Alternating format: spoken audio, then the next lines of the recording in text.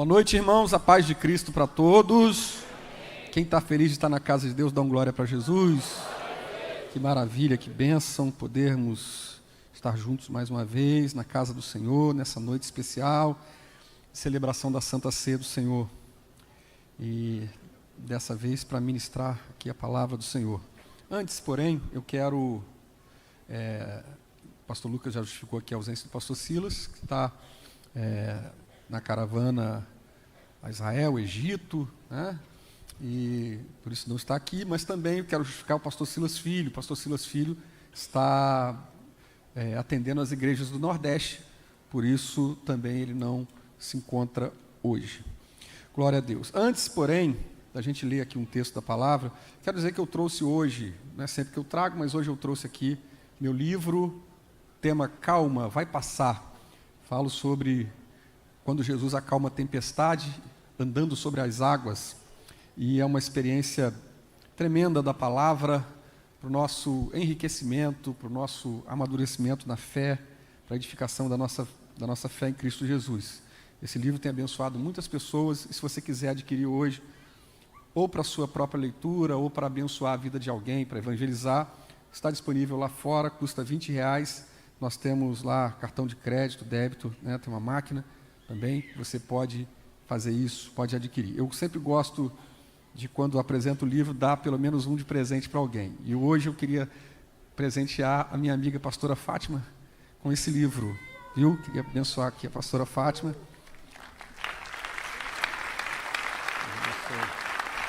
Glória a Deus.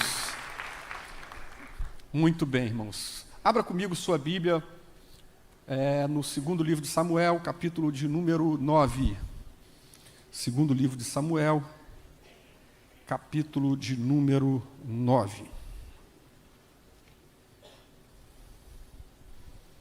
Glória a Deus.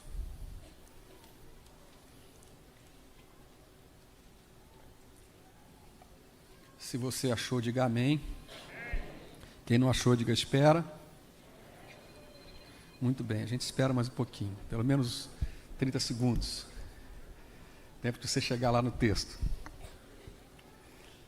Alguns irmãos ficaram com frio hoje, não vieram, mas eu quero te parabenizar, porque você não é sujeito às circunstâncias e você está aqui hoje, né? Porque isso aqui, para o pessoal lá do sul, não é nada, mas para nós já está frio, né, gente?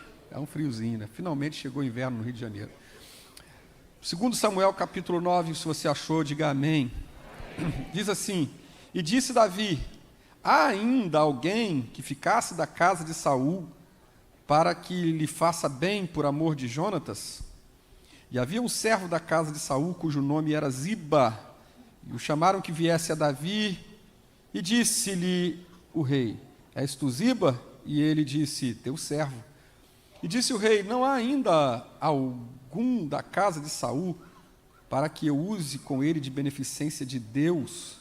Então Ziba disse ao rei: ainda há um filho de Jonatas, aleijado de ambos os pés. E disse-lhe o rei: onde está? E disse Ziba ao rei: eis que está em casa de Maqui, filho de Amiel, em Lodebar. Então mandou o rei Davi e o tomou da casa de Maqui, filho de Amiel, de Lodebar. E vindo Mefibosete, filho de Jonatas, filho de Saul, a Davi, se prostrou com o rosto por terra e se inclinou, e disse Davi: Mefibosete. E ele disse: eis aqui teu servo. E disse-lhe Davi: não temas, porque de certo usarei contigo de beneficência por amor de Jonatas teu pai, e te restituirei todas as terras de Saul teu pai, e tu de contínuo comerás pão à minha mesa. Então se inclinou e disse: quem é teu servo, para tu teres olhado para um cão morto, tal como eu? Então chamou Davi a Ziba, moço de Saul, e disse-lhe: tudo que pertencia a Saul, e de toda a sua casa tenho dado ao filho do teu senhor. Trabalhar-lhe-ás, pois, a terra, tu e teus filhos, teus servos, e recolherás os frutos, para que o teu senhor tenha pão que coma. E Mefibosete, filho do teu senhor, de contínuo comerá pão à minha mesa. E tinha Ziba 15 filhos e servos. E disse Ziba ao rei: conforme tudo quanto meu senhor o rei manda o teu servo, assim fará o teu servo. Porém, Mefibosete comerá à minha mesa como um dos filhos do rei. Quantos podem dizer amém pela leitura da palavra? Glória a Deus. Meus irmãos, eu quero hoje trazer uma palavra para você com o tema A Manifestação da Graça. Porque esse texto ele é muito precioso, porque dentre tantas manifestações da graça de Deus no Antigo Testamento, esse com certeza é um dos mais expressivos, é uma das mais expressivas manifestações da graça de Deus no Antigo Testamento. E o que é a graça? Todos nós já sabemos, mas é bom sempre a gente lembrar e reforçar. Graça nada mais é, a grosso modo, de que favor. Graça é você receber aquilo que você não merece. Diferente de justiça. Justiça é você ser tratado exatamente da maneira como você merece. Isso é justiça. Mas graça não. Graça é um presente. Graça é um favor. Graça é você receber aquilo que você não merece. Agora, a pergunta que se faz, se já que o Antigo Testamento ele é o livro, ele é vamos dizer assim, o compêndio da lei, por que então nós vamos falar sobre graça no Antigo Testamento?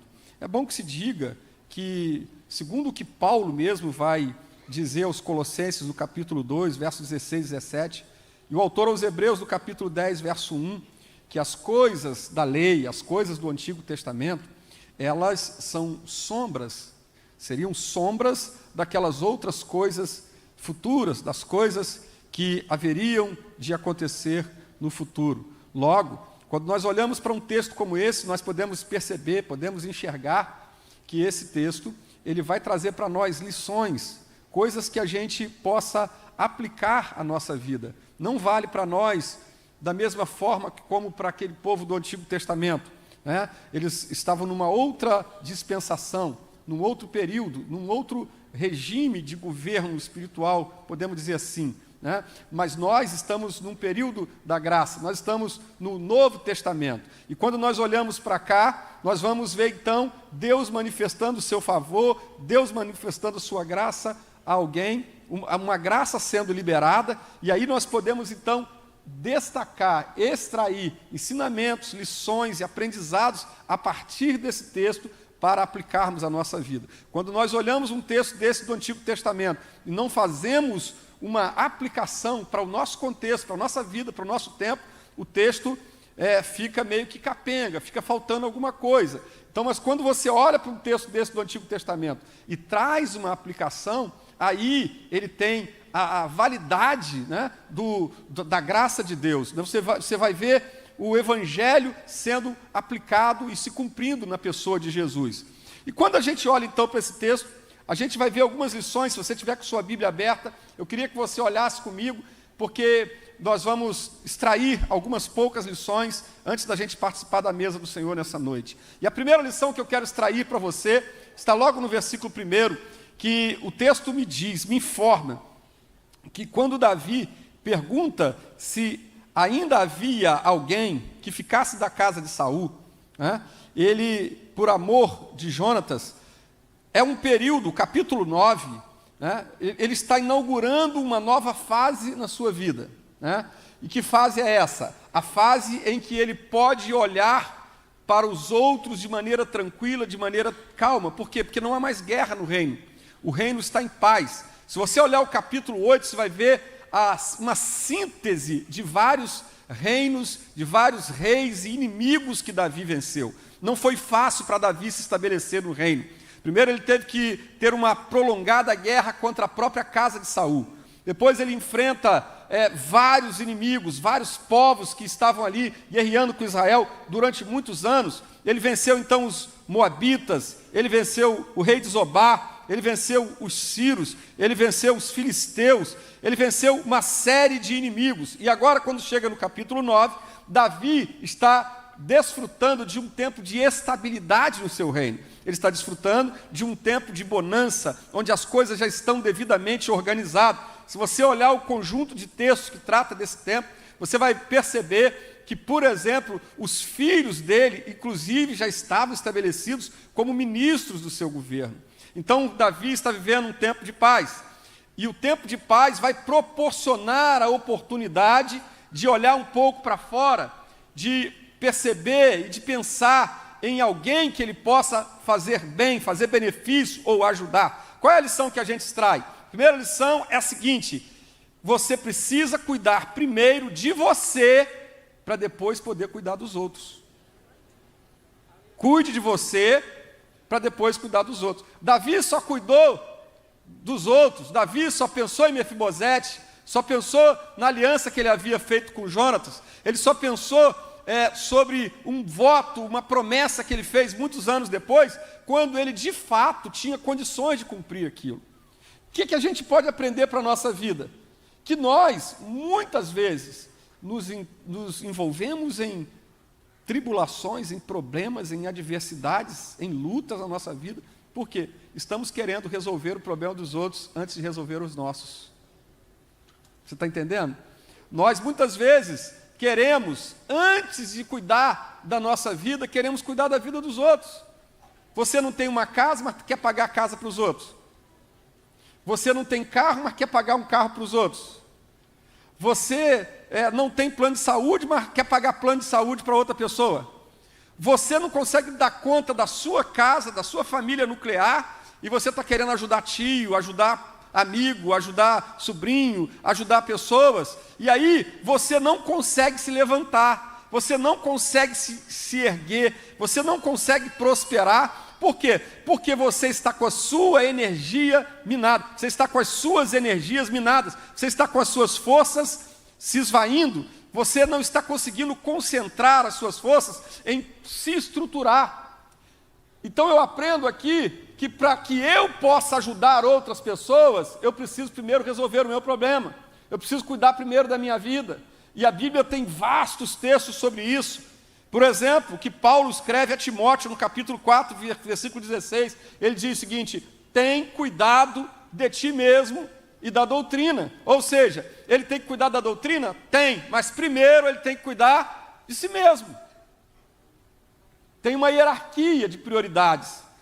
Também o mesmo Paulo vai escrever aos Coríntios, na primeira carta, no capítulo 11, verso de número 28, examine, pois, o homem a si mesmo, ou seja, olha para dentro de si, olhe primeiro para dentro de você, examine, pois, a si mesmo. Tem muita gente no universo religioso que o cara está querendo, né, agora não existe muito isso não, mas antigamente tinha, né? O cara queria pautar quem pode tomar ceia, quem não pode, quem pode entrar no culto de doutrina, quem não pode, né? Tinha culto da porta fechada, irmão. Você só entrava na igreja se apresentasse o cartão de membro com o carimbo daquele ano, senão você não entrava no culto de membro. Então, porque as pessoas estavam preocupadas com a vida dos outros, né? Eu conheci um irmão crente, homem de Deus, irmão, mas quando ele passava na rua e via gente de short jogando bola, ele não dava a paz do Senhor.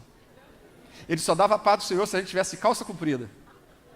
Aí naquele dia ele estava crente, no dia seguinte ele estava de bermuda jogando bola, a gente não era crente, ele não dava nem a paz do Senhor. Porque ele estava preocupado muito em olhar a vida dos outros, né? A religião faz isso. A religião, ela te ensina a ficar medindo os outros. Por isso que você está aí na internet, né, cheio de gente cancelando os outros. É uma cultura desse tempo. As pessoas medindo os outros, cancelando os outros, olhando para a vida dos outros, reparando os outros, julgando os outros. Mas a Bíblia diz que se nós julgássemos a nós mesmos, nós não seríamos julgados com o mundo. Quando nós olhamos para dentro de nós e damos prioridade à nossa vida. A nossa vida é o primeiro lugar do nosso próprio julgamento. A Bíblia diz em Atos capítulo 28, Atos 20, versículo 28, Olhai, pois, por vós e por todo o rebanho, sobre o que o Espírito vos constituiu bispo. Ou seja, ele está falando aqui para líderes, e ele está dizendo o seguinte: olha, primeiro olhe para vocês, cuide da vida de vocês, e depois cuide do rebanho, porque Deus constituiu vocês para cuidar do rebanho, mas a prioridade é você cuidar de você primeiro. Pode dar um amém? Amém. Mas e aí, pastor, e sobre a minha vida? Sobre a sua vida, irmão? A pergunta que eu te faço: você está cuidando de si mesmo? Você está cuidando da sua saúde emocional? Você está cuidando do seu corpo? Você está cuidando do seu físico? Você está cuidando da sua alma? Você está cuidando dos seus filhos? Você está cuidando da sua casa? Você está cuidando da sua aposentadoria? Você está cuidando do seu sustento? Você está organizando a sua vida? Quando Ezequias ia morrer, e Deus, qual foi a sentença que o profeta deu para ele? Põe a tua casa em ordem, porque você vai morrer. Mas antes de você morrer, Deus está te dando uma oportunidade para você colocar a sua casa em ordem.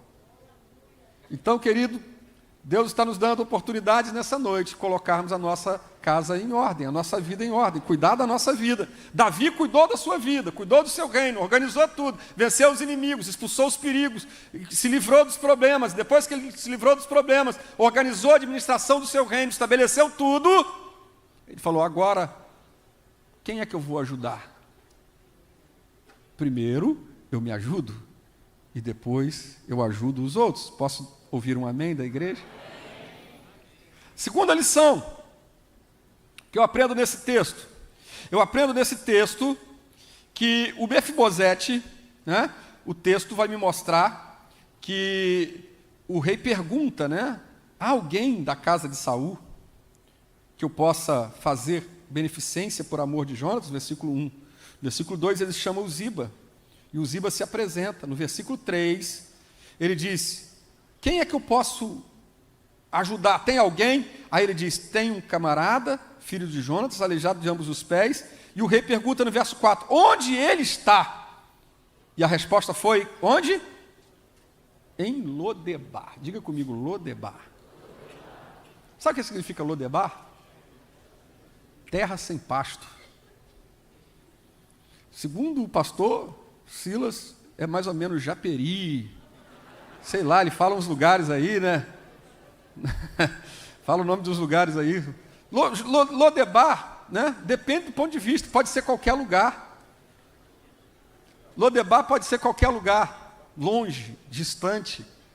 Lodebar pode ser em outro estado, mas Lodebar pode ser na tua casa. Lodebar pode ser aqui. Depende da tua condição, depende de como você está, depende do seu estado, né?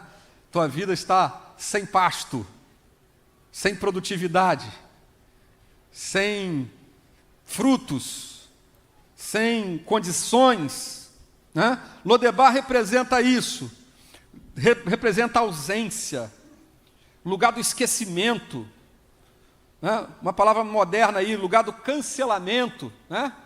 O cara está em Lodebar, quando ele não tem saída, não tem jeito, está esquecido, nada acontece na vida dele, né? Ele está aqui, está no culto, está todo dia, ele é obreiro, ele serve a Deus, mas lá dentro do coração dele está dizendo: eu estou em Lodebar porque eu fui esquecido de todo mundo, e as oportunidades não chegam para a minha vida, as coisas não acontecem para mim, a porta não abre para mim, eu estou em Lodebar, no lugar do esquecimento.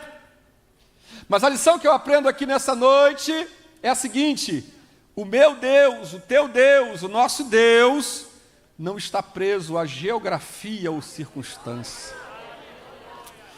Para Deus operar na tua vida, para Deus fazer na tua vida, para Deus te abençoar, para Deus te prosperar, Deus não está preocupado, Deus não está limitado, Deus não está amarrado à tua condição financeira, à tua condição de saúde, ao teu status social, e nem muito menos o lugar de onde você veio, ou onde você mora, ou a sua origem.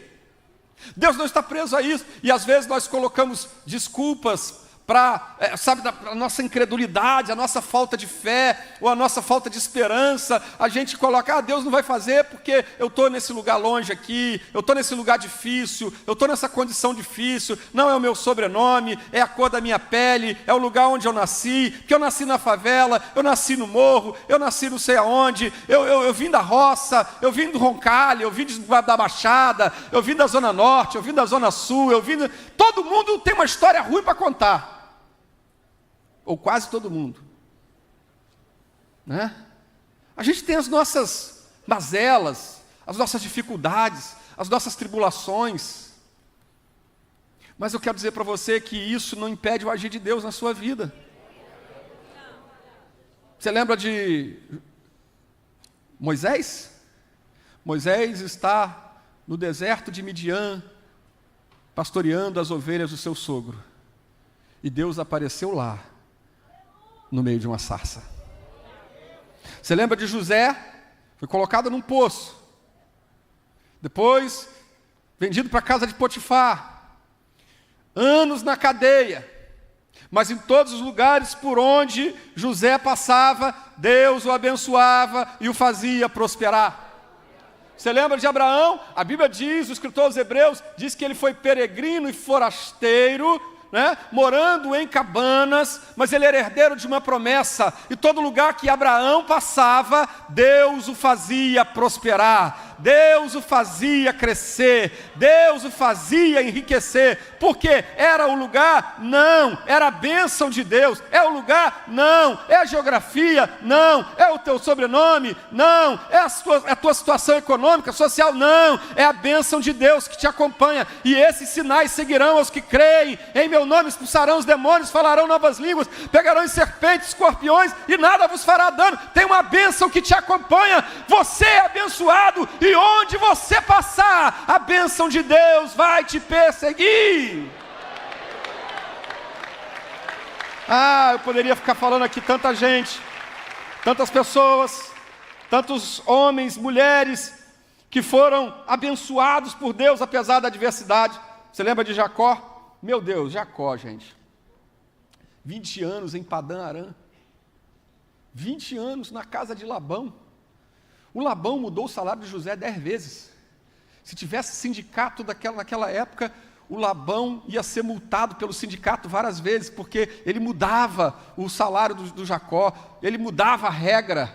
E sabe, quando você é abençoado, pode mudar a regra, pode mudar a tua condição, pode mudar o que foi combinado, pode mudar o que foi tratado, mas Deus vai te fazer prosperar, apesar da dificuldade, apesar do impedimento. É impedimento para o homem. O homem que coloca um impedimento diz assim: eu vou travar ele agora, eu vou parar ela agora ele não canta mais, agora ele não ora mais, agora ela não prega mais, agora ele não me busca mais, agora não serve mais. A mesma coisa que aconteceu com Jó. Ele te serve por aquilo que o Senhor dá para ele. Satanás inventou todos os tipos de artifícios para parar Jó, mas havia sobre a vida de Jó uma bênção, que não era necessariamente a riqueza, mas era a presença do Deus Todo-Poderoso. Quando você tem a presença do Deus Todo-Poderoso, nada, nem ninguém vai poder te parar, porque a bênção está contigo. Deus achou Mefibosete no lugar do esquecimento, lá em Lodebar, anos depois da sua família ter morrido. Ele estava lá, aleijado, machucado, esquecido. Ninguém nem sabia que ele existia. Mas chegou um dia, oh meu Deus, oh meu Deus, oh meu Deus, mesmo quando você está esquecido, você acha que está esquecido, ninguém fala o teu nome, ninguém lembra de você para nada, mas eu quero dizer para você que chega um dia de Deus na tua vida. E eu estou crendo nessa noite, profeticamente, que esse dia chegou na tua vida, que hoje é o tempo de Deus. Se você crê, se você recebe essa palavra, levante uma de suas mãos, pelo amor de Deus, abra sua boca aí, comece a adorar a Deus, comece a glorificar a Deus. Você pode estar esquecido dos homens, pode até o teu pai, a tua mãe te esqueceu, te abandonar, mas o Senhor diz: todavia, eu não me esquecerei de ti. Eu quero declarar que você não está esquecido no céu. Há uma promessa escrita no teu nome, há um tempo de Deus para a tua vida, há um propósito para você cumprir aqui na terra. Ô glória! Daracandarabachúria. Uracandarabacandarama. Israel viveu 40 anos no deserto. 40 anos no deserto. Pior lugar, irmão. Pior lugar. Quando o crente está na prova, ele fala o quê? Eu estou no deserto. Que é o... Quando o cara fala que está no deserto, é porque ele fala assim: eu estou no último nível da prova. Irmão, estou no deserto. É no lugar onde não tem recursos. Aquele deserto, irmão, não tinha água, mas Deus providenciou a água. Aquele deserto não tinha plantação, mas não faltou comida para eles. Aquele deserto não tinha supermercado, não tinha shopping center, não tinha feirinha, mas não faltou comida, não faltou roupa, não faltou pão, não faltou carne. De manhã e de tarde, todo dia uma comida nova, ainda que fosse a mesma comida, mas todo dia ela era fresca. Você pode até comer a mesma comida todo dia, né? Mesmo cardápio, mas se a comida for fresca, fica mais suave. E Deus está dizendo para você, ei, querido, segura um pouco esse tempo da prova. Apesar da tua prova, eu estou mandando uma comida fresca todo dia para a tua vida. Todo dia tem uma provisão nova para a tua vida. Todo dia tem um favor novo de Deus para a tua vida.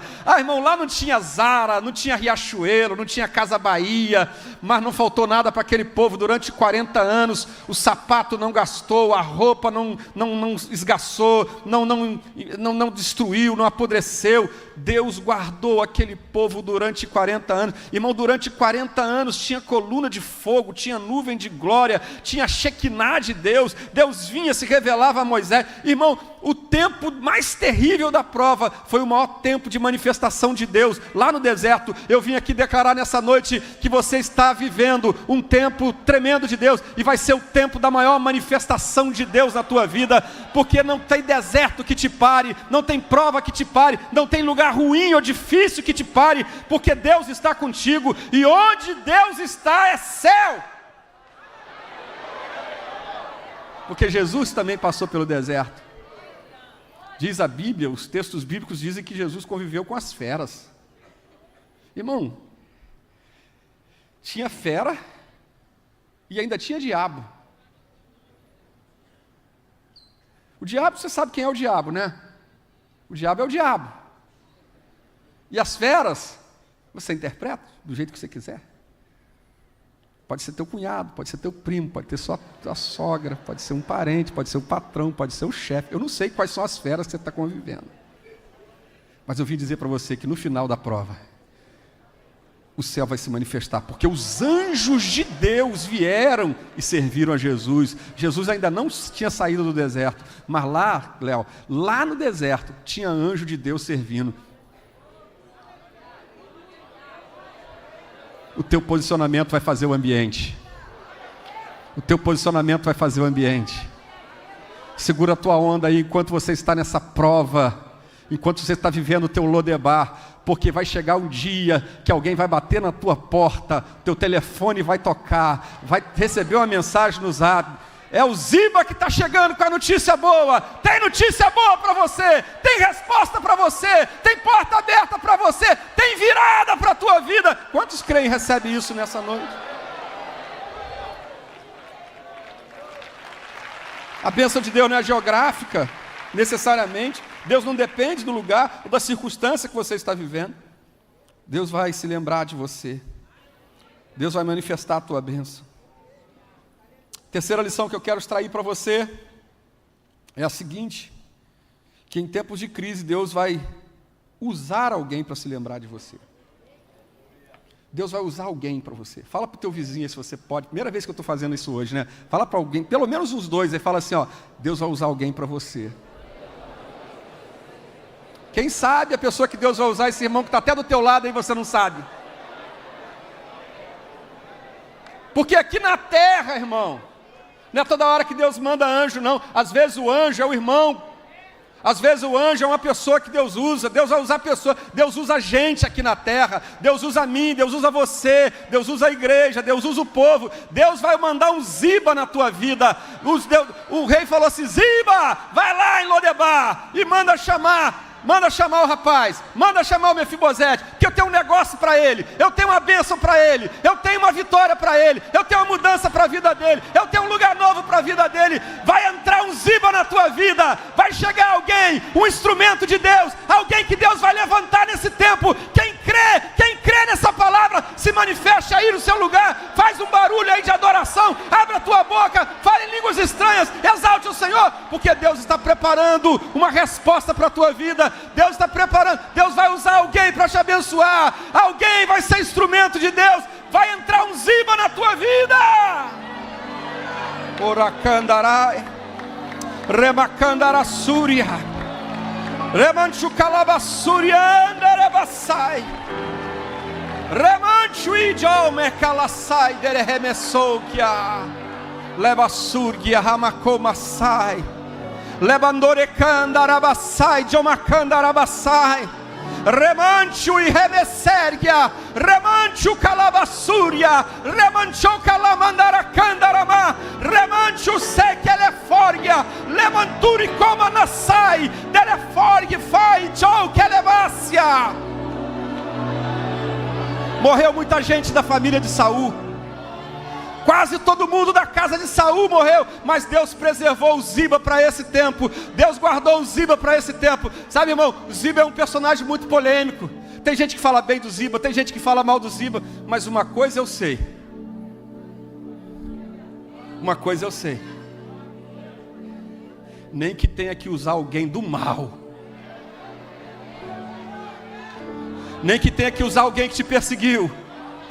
Nem que tenha que usar alguém que não gosta de você, que tem inveja de você, ou que quer aquilo que você quer também. Às vezes, Deus usa pessoas que querem aquilo que a gente quer. Às vezes, Deus usa pessoas que querem o nosso lugar, o seu lugar, mas Deus vai preservar ele. Deus não vai deixar ele morrer, porque no tempo certo, na hora certa, é o Ziba que Deus vai usar, é o Ziba que Deus vai trazer, é essa pessoa que vai trazer, para que o nome dele seja glorificado. Eu estou profetizando de olho aberto aqui nessa noite. Eu estou sentindo Deus aqui nessa palavra. Há uma unção de Deus aqui nessa palavra. E nessa noite Deus está manifestando graça sobre a tua vida.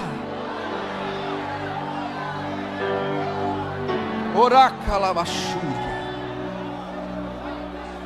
remancho e remesse, Wikimácia. Tira um minuto para você adorar a Deus essa noite. Ah, pastor, a porta está fechada. Deus vai mandar o Ziba abrir. Ah, pastor, não tem condição de chegar. O Ziba vai te levar. Ah, pastor, eu não sei como fazer. O Ziba vai te ensinar. Ah, pastor, eu não sei como resolver. O Ziba vai te ajudar. Deus vai botar um Ziba na tua frente. Deus vai botar um Ziba no teu caminho. Deus vai colocar alguém vai se levantar para te ajudar. Haverá um favor de Deus para a tua vida. Eu quero declarar, profetizar. O favor de Deus vai vir.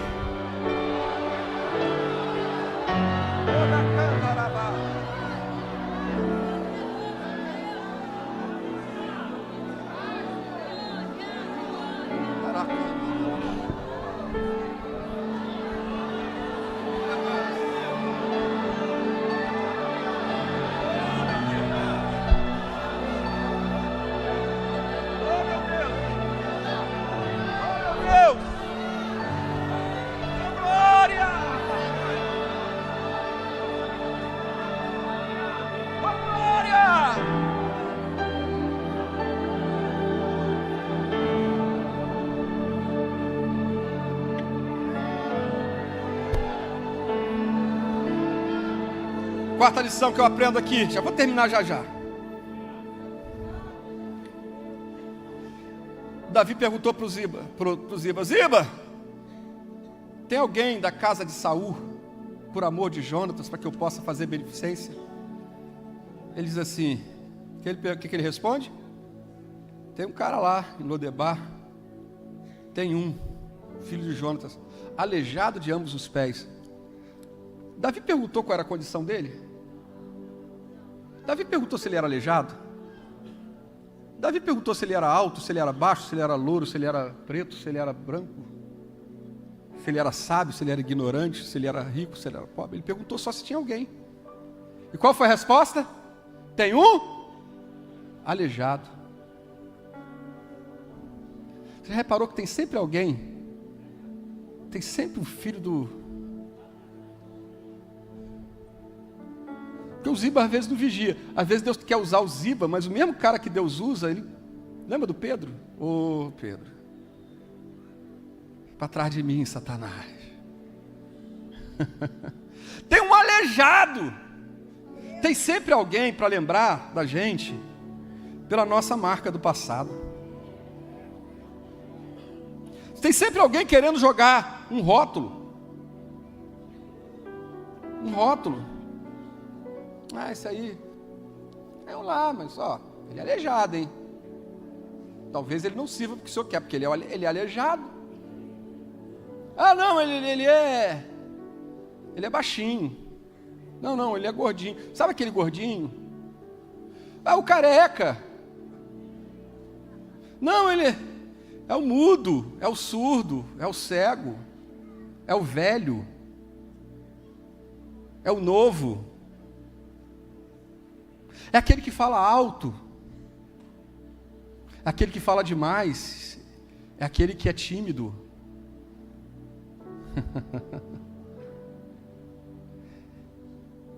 Às vezes a gente é lembrado muito mais pelas nossas marcas do que pelo aquilo que a gente é.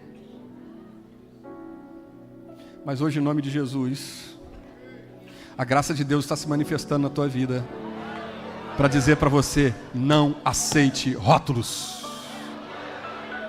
Não deixe ninguém te rotular. Não, quem você é? Eu sou um príncipe de Deus. Eu sou filho de Deus.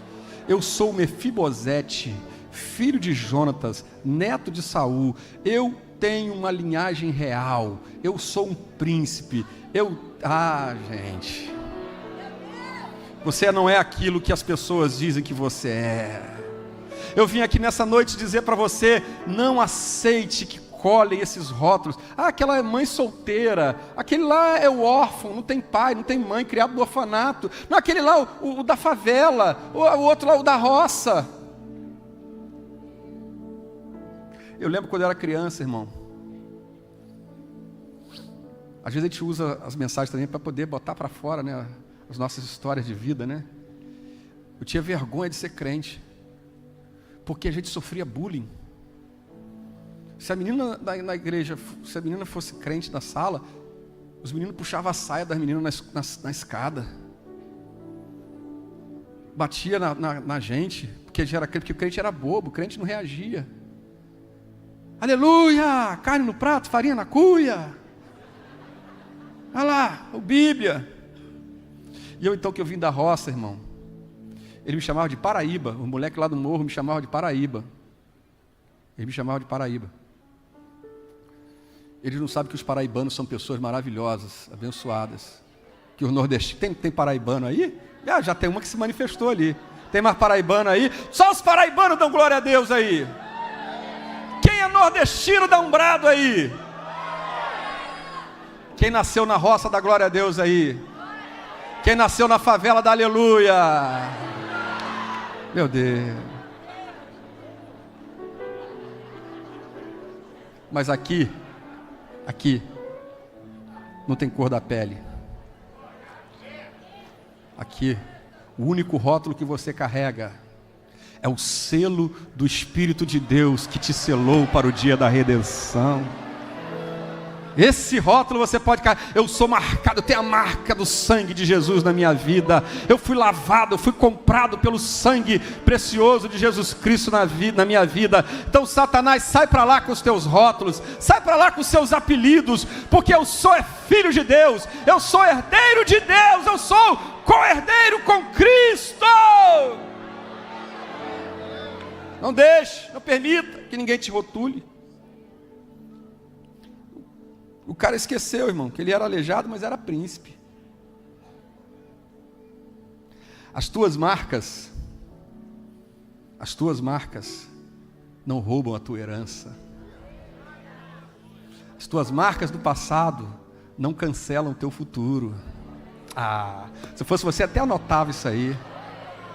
As tuas marcas do passado não vão cancelar o teu futuro.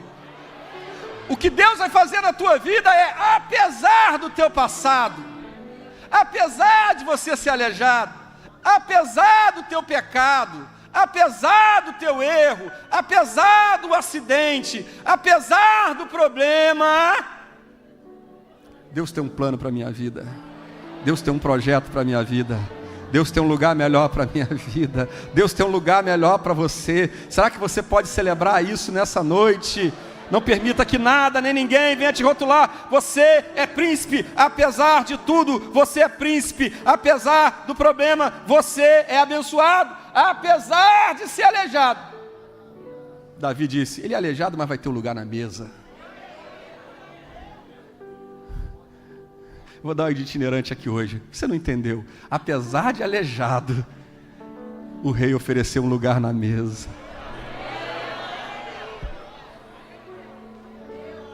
Pensa aí de onde Deus te tirou. A ceia é um tempo muito precioso para isso, gente. Para a gente lembrar de onde a gente veio, de onde a gente foi tirado, o que Deus fez na nossa vida. A gente pensar que a gente não merecia, que a gente não era ninguém. E, querido, a graça é isso. Não tem mérito em você, só favor. Davi passou o rodo na família de Saul toda. Mas o Jonatas ficou lá. Para nos mostrar uma demonstração da graça, do favor. Ele chegou lá e ainda chegou machucado, ferido, marcado, aleijado. Mas ele disse assim, o que era do teu pai e do teu avô, vai tudo passar para você. E tem mais, você não vai trabalhar, vai ter alguém que vai trabalhar para você.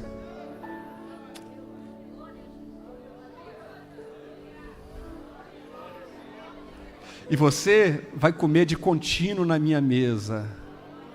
Mesinha arrumada, pezinho escondido. A graça faz isso, irmão. A graça não aponta as nossas marcas.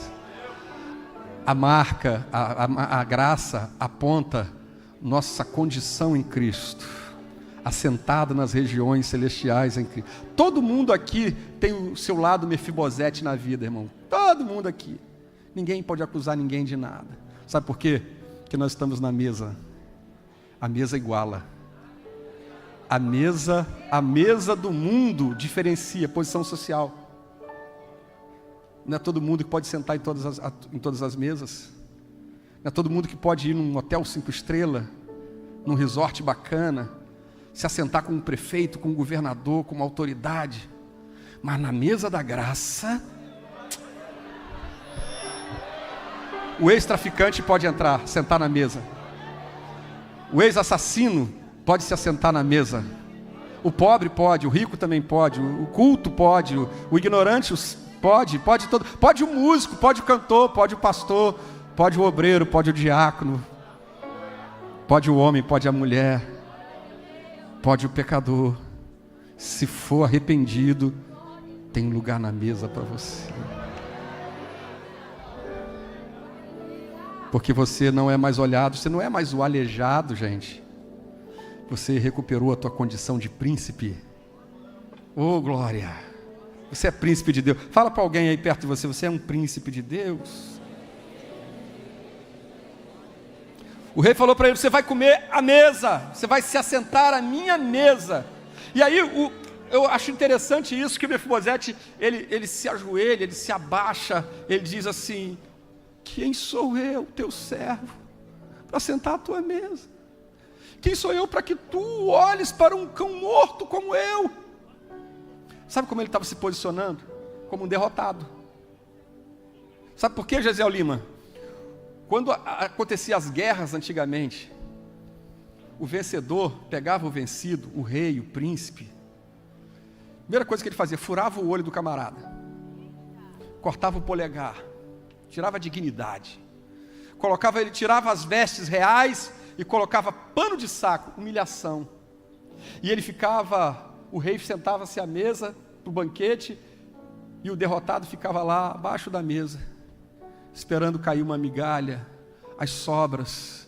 E o Mefibosete está lá dizendo assim, se eu ganhar uma sobra dessa mesa, para mim já está muito bom, porque minha família toda morreu, todo mundo morreu, eu estou aqui, eu sou um cão morto, quem sou eu? Quem sou eu? Ele disse, levanta. Aí não é o teu lugar.